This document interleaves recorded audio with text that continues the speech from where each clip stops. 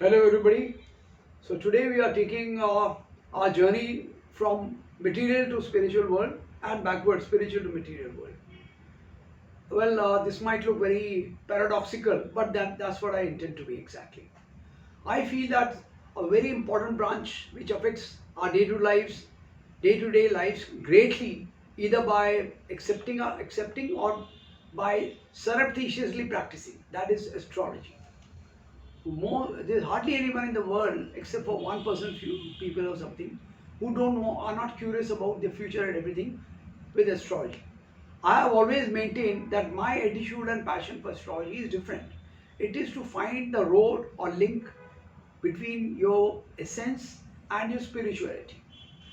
This month there are lots of changes coming up, so let's discuss them astrologically, how they will influence us in our essence and our growth.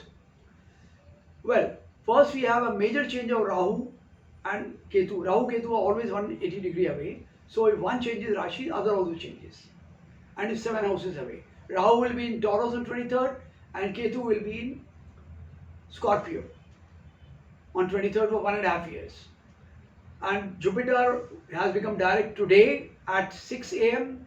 and Mars became retrograde on on 9th night, and Saturn is retrograde already in Capricorn, remains so. I'm talking about astrology for till Deepavali roughly. And then Venus is right now in Cancer till 28th September, and from then to 23rd October it's in Virgo. It's in Leo, and from 23rd October to 17th November it's in Virgo. And Mercury will be in Virgo till 22nd, this exaltation sign, and in Libra from till 28th November. This I like to say because every time we cannot see the time of change, but we'll refer to them. So let's come to now how these things can influence us. Now, the most important parts which are happening certainly are retrogression of Mars in Aries. Retrogression of Mars in Aries plays a very important role because Mars in Aries is a Mool Trikon sign, a more special Swagraha. It's very powerful. It's a fiery sign and it's very powerful. Mars is also strong in Scorpio, but it's not fiery sign. Mars is exalted in Capricorn, but it's not fiery sign. So Mars in Aries is that when its results come the strongest, I guess. And Mars in that's my experience, I feel. And Mars when it's retrograde in Aries will be even more ferocious. Now, a ferocious Mars, and with Rahu Ketu changing on 23rd, and Jupiter becoming direct, and Saturn being retrograde in his very powerful sign of Scorpio, is very important for us. So let's get to the concept. Where are we exactly going to head for? First, I must say your basic horoscope matters a lot. If Mars is very powerful in horoscope and I'll specify when I discuss the transits where it could be more important, then it will play much more important role. Similarly, Jupiter, Saturn and others, they'll play very important role. I'll briefly tell you those which are Lagna with Jupiter, then Aries, Lagna, or those who are Lagna, Jupiter, Mars and Sun. You know, you can find out that Sun, that's Leo, Aries, Scorpio and Sagittarius and Pisces. For them, these planets are more important. Those which have Lagna, Libra, Taurus, um, Virgo and Capricorn and others, Capricorn, Aquarius, Mercury, Venus and Saturn are more important. So I've given you a brief idea. We'll just keep discussing them again and again. Now let's come to this now. How do these planets influence various Rashis? To begin with, I'll start with Aries, Mesh Rashi in Hindi. In Aries, Mars is retrograde and very powerful from 9th night or 10th morning at 4 a.m.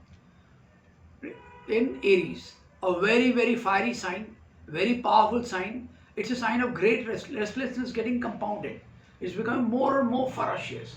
Somebody was very restless, wanting to do something, if it is Aries Rashi, wanting to do something special, but not knowing how to do it. But with retrograde, it becomes more ferocious. It's more energy, but yet not controlled really. But today onwards, with Jupiter being immensely powerful, this becomes immensely positive. The, the horse which is restless, the fiery, powerful horse which is very restless, running into various directions, now will get blinkers and will run very fast and in one direction. So if your basic horoscope tallies with it, if you're running good dashas, if you're running good periods, well, you can expect to gallop in your path, on your path rather, very strongly and very positively. And how are the other planets? Let's see it. Sun. I didn't talk of Sun because Sun is fixed every time. Sun right now is in Leo till 16th, I think.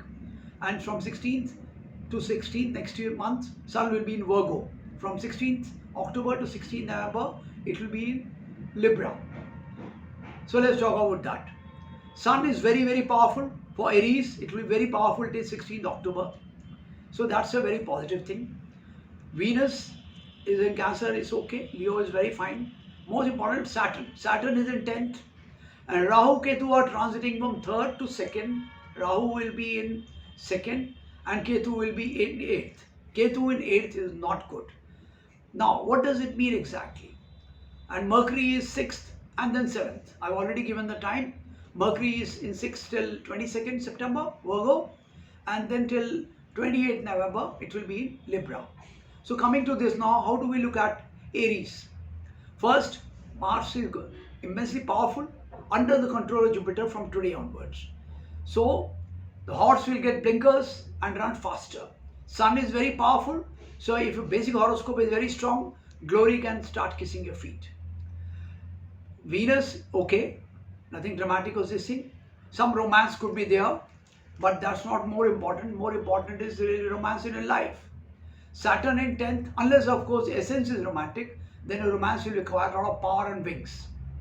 Saturn in 10th, focus will be very strongly on career, on what to do in life. Of course, if your career as God, as Lord Krishna has decided, career is love, then you'll find great power in your love. That also you have to understand. Essence of horoscope is very, very important to understand. Just don't go by superficial analysis as most astrologers indulge in. First, basic horoscope is very, very important to know your essence. If your essence is in it, whatever path is, you will progress when the time is very powerful and strong on that, in that path only. For example, suppose you are romantic essence. If you are romantic essence, then Mars, all these powerful period of Mars, Jupiter, Sun and everything will give you intense power to pursue your love. Intense power to strength, and your karma as Saturn is looking for a change will want some push up in your career, it will give you that. But Rahu Ketu means if you are married, if you are occupied, well, there could be some difference between you and your husband or your wife. That's a different thing altogether. So coming to this now, know your essence very well, and then all these things will either impede that if they are negative, or if they are positive, they will add to that. Let's get to that now. So coming to Aries, again, you have, if your power and everything is positive in that direction, again, I'll elaborate further. If you are an intellectual person, highly intellectual person, then powerful Aries and everything will give you great confidence in your intellect, greater pursuit of your intellect, and all those things will change in direction of intellect, a powerful, fiery intellect. So you should know that.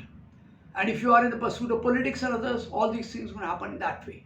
Everything in the astrology is geared up not to answer all questions broadly. That is not correct. They have to be in resonance with the basic essence.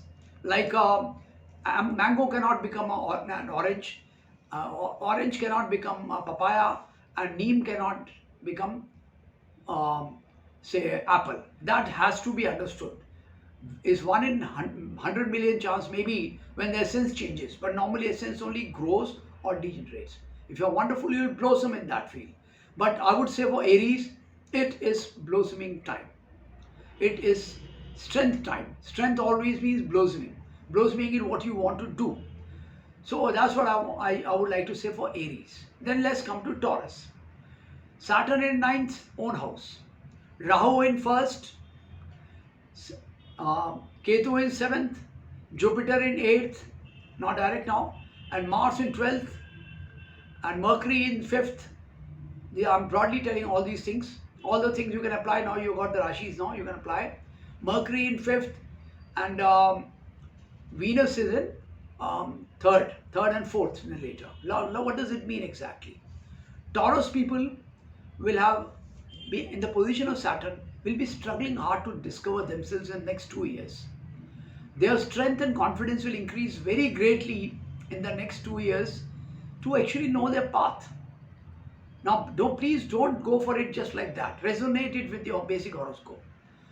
And then Jupiter in 8th can, because of the intellectual activity or whatever activity they're involved in, can bring some kind of lethargy, which could lead to physical sluggishness. They should work hard not to fall into that trap.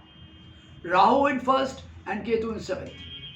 There is a possibility with your wife or husband, you may have a distance relationship now. Now, distance could be for two reasons. One, you already have a distance, so this could mean there could be a breakup point, but only with them.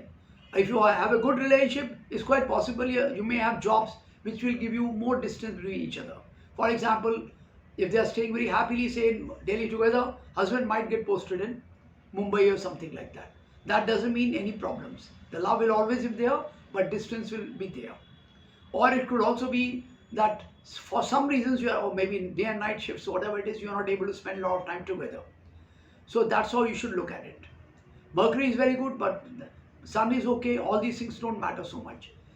And if Rahu is strong in the horoscope and transiting your Rashi, that could mean you could have much greater strength secretly, much greater confidence personally. So that could actually also be a reason why you have some distance with a partner. That doesn't mean anything negative. It could be very positive.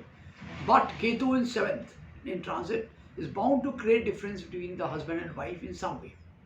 That difference I've already explained could be because of the job, whatsoever, the work, whatever it is, or it could be the difference already is there, they get much more now. And I pray that it's not there for anyone. If there is for anyone, well, that's available, Lord Krishna. Now we come to Gemini. Gemini, broadly speaking, what is it exactly? In Gemini, we have Jupiter in 7th, fabulous. Saturn in 8th, interesting. Rahu is in 12th. Ketu will be in 23rd onwards, I'm of course saying. Ketu will be in 6th. Mercury will be 4th till 22nd. Then in Libra in 5th. And Venus is in 2nd, and then 3rd from 28th onward, and so on. So, and others we already discussed. Sun will be in 3rd and then 4th. Yeah, now what does it mean exactly, broadly speaking? Jupiter in 7th, if you are somebody who is looking for a partner, wife or husband, and is kind of near materialization or something, well, you can go ahead and feel very happy. You are likely to have a good marriage if it is indicated in horoscope. If it is not, then it could be a stable, good time to indulge in a relationship. But Jupiter does not get runaway kind of marriage. So it has to be something which is accepted by common norms and common ways of society. It could be love marriage where families approve happily and they celebrate together. And Saturn in 8th impedes your progress. I don't mean in a negative sense. It makes you take all firm, good steps, but very slowly. The maxim that slow and steady wins the race will apply more on you. Of course, I forgot to say about Mars in Aries in 11th. I'm sorry. Mars in Aries will greatly enhance your income. And if you have a brother or some great friends who are in a very highly placed position, well, they could benefit you greatly. And you could be surprised by their desire to benefit you. And that could be your brother, sister, or elder. Well, you are very lucky if they want to do something for you. And because you deserve it, so they'll be there for you. And Jupiter, yes, Jupiter is very good. You can go ahead with the relationship. And then Ketu in 6th will give you power and strength to overcome your problems which have been plaguing you always, bothering you always. You could conquer your enemies. You could overcome your negativities. You could become very strong with yourself. And your ability to take on challenges will be stronger. And Mercury is damn good. So it's very good in 4th. Then 5th is very good. So Mercury gives you greater intellect and greater confidence in your abilities. But Saturn tends to impede everything which is coming your way. If something is certain to happen in 10 days, it may take 25 days. But doesn't matter. Things are very good for you. So all the very best for all of you. I'll talk of other Rashis later. So that's it.